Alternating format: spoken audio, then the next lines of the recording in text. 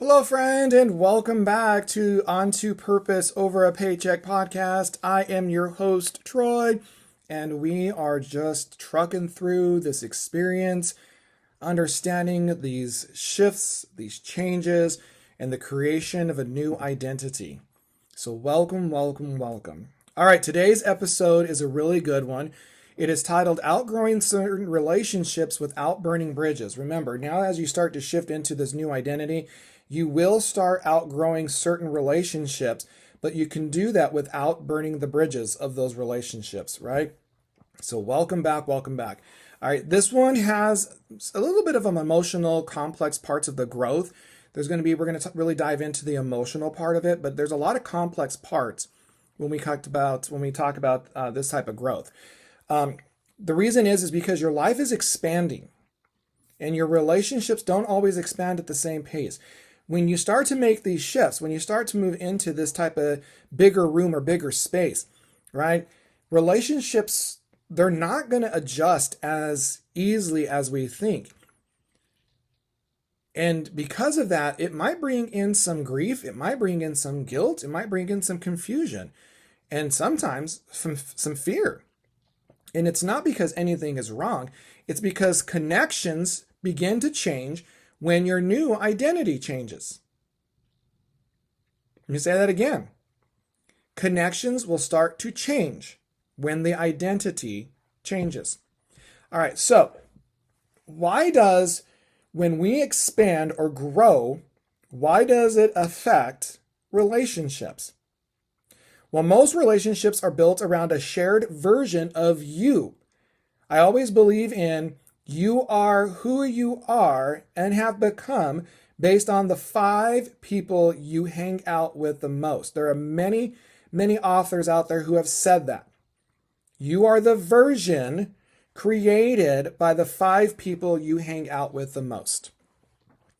Because you share struggles, you share these roles, and you share the seasons.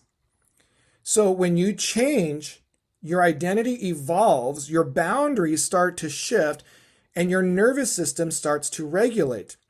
And relationships are naturally impacted. It's not because someone failed. It's because the context of that relationship has changed. Now, understand that growth doesn't break relationships. What growth does, it will reveal which ones can evolve and which ones were built for an earlier version of you. That's why when you decide to do something different or move further on, your past relationships, some people will hold on to them for a lifetime. And there are the ones that are truly meant for a lifetime. But certain relationships will start to shift and there's going to be a change. And because of that, it's meant to happen because of the growth that you're going through. Now, when we start becoming this new identity, the fear of becoming too much or too different, right? The fear of becoming too much or too different. Well, one of the quiet fears people will carry is, what if my growth makes me unrelatable? What if I can't connect to these relationships I had before?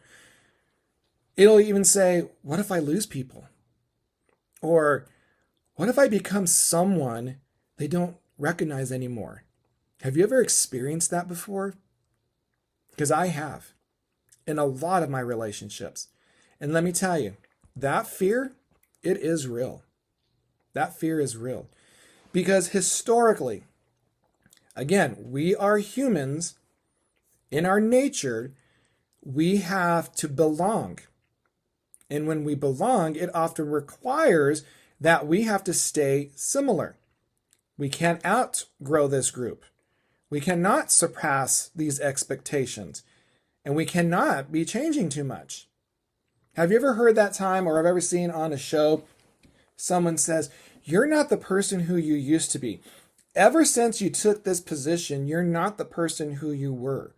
Now, sometimes it could be a good shift, sometimes it could be a bad shift. It just depends on what your vision of who you are becoming. I love it because when in the movie The Devil Wears Prada, Anne Hathaway's character goes through that. When she starts to hang around with all of the models and everyone that works in the fashion industry, she came from being this simple reporter, writer, author, and she started working at one of the most prestigious fashion designer magazines. And she starts working with Meryl Streep, Miranda. She starts to shift. She has to fit into this role. And she goes through that process. But then what happens is she has an identity shift. She realizes that, okay, wait, this wasn't the right path, right? And so what she does is she had to shift it. Her friendships, her relationships started to change as well, especially with her boyfriend, right? So when we're growing, the nervous system may interpret this whole thing as danger. I might lose connection. And what happens is when you have that thought and that feeling, the fear can lead you back to shrinking to your old self. So what happens when people drift without conflict? Well, most relational endings in growth are not dramatic. They're quiet. You may have less texting. You may have less resonance. You have different priorities now. You have a different rhythm. It's not that you betrayed them. It's not that there's rejection. What this is it's divergence. Divergence doesn't mean the relationship failed. It means that the season of that relationship has changed. Now, there will be guilt around outgrowing people. Many people will feel this deep guilt when they notice themselves outgrowing certain relationships. They'll start to think, oh my gosh, I'm abandoning them. I'm becoming selfish. I'm honestly forgetting where I came from. But your growth is not betrayal. What you are doing is you are allowing yourself to evolve without erasing your past. You are allowed to expand without apologizing.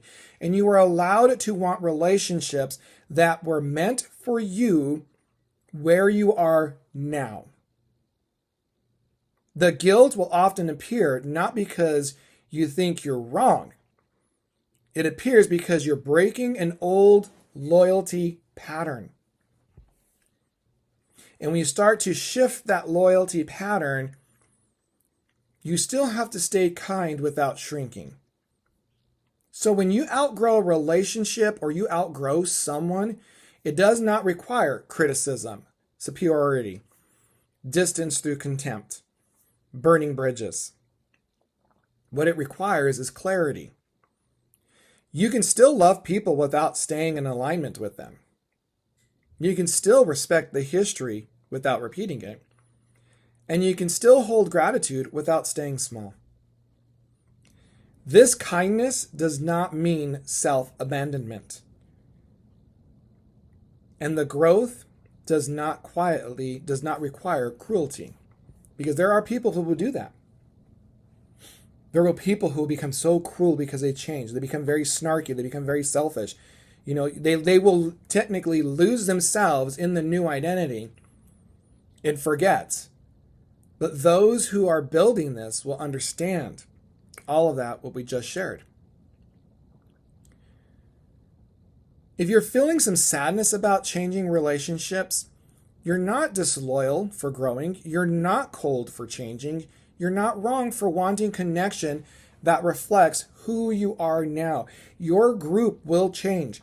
You will start networking and building relationships with people who are like-minded. Whatever profession you're choosing to shift, whatever identity you're choosing to shift, you're going to have that season change. You're going to start attracting the people who are like-minded as you. Because what happens is some people walk with you for a chapter. Some will walk with you for a lifetime. And the thing is, both of those matter. But it means that neither of you have failed. We have to let relationships evolve naturally. Not every rational shift requires a conversation. Most times, this evolution will look like more space, less intensity, different forms of connection, and definitely some new boundaries.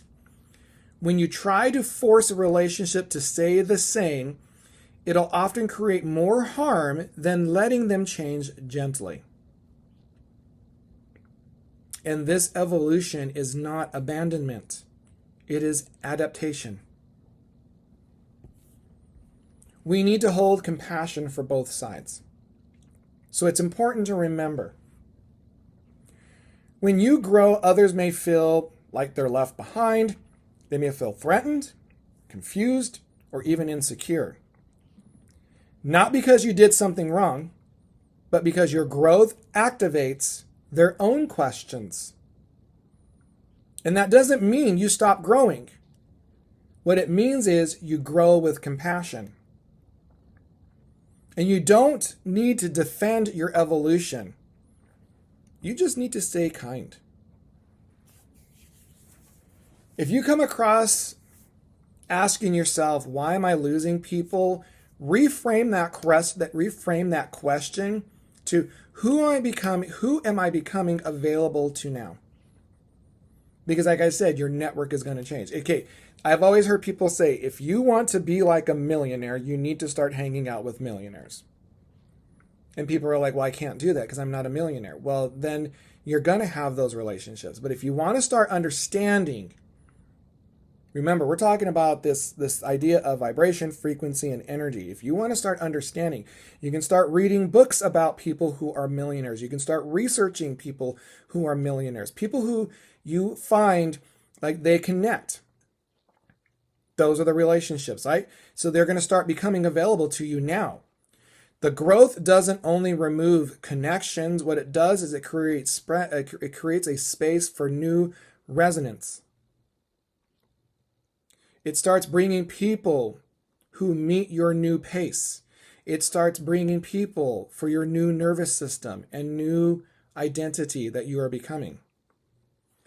And the thing about it is that those relationships will often feel quieter, but they are more nourishing.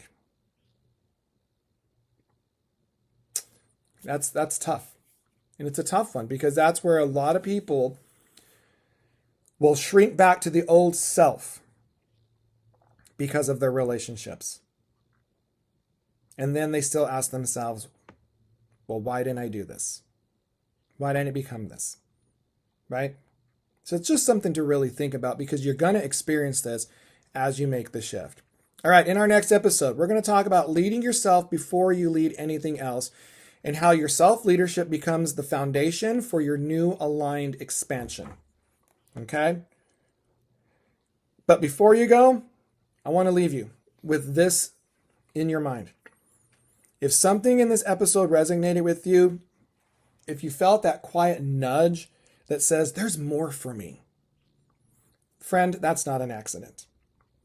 Right now, in my Linktree, I have amazing resources. I have amazing ebooks, journals, programs that you can access right now. They will help you with the version of who you're becoming. And they will also help you attract naturally the life, peace, and abundance that you were born for. We're not talking about motivation. All my resources are talking about transformation. You'll find in my Linktree ebooks, Manifest Like You Mean It, 30-day program, Aligned, Shift. You'll find some free resources. You'll find my masterclasses. You'll find out just everything you need to know on how to help yourself become this new identity. All you need to do is just go to Linktree/Troy Rivera. That's Linktree/Troy Rivera. And you can find all those sources there.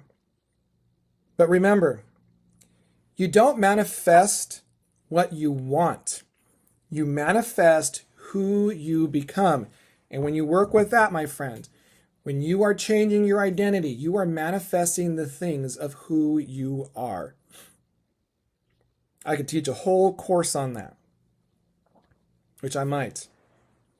I think I might create a masterclass called Identity Shift, because that'll talk all about that. I don't know. That might be coming up here soon. We'll see. All right. Before I end this episode, make sure you follow, make sure you leave a rating, make sure you leave a comment and let me know what your thoughts are about some of the discussions that we've had. All right. And remember this. You do not need to burn bridges to grow. You need to walk forward with honesty and grace. All right, friend? Yes, that's what you need to do. All right. Wish you a great day. Wishing you a day of abundance. I do want to say that I am grateful, full of gratitude that you are listening to this podcast and you have chosen to follow and partake this journey with me as I continue each day working through from a purpose to the purpose over a paycheck. And as I always say, talk to you soon.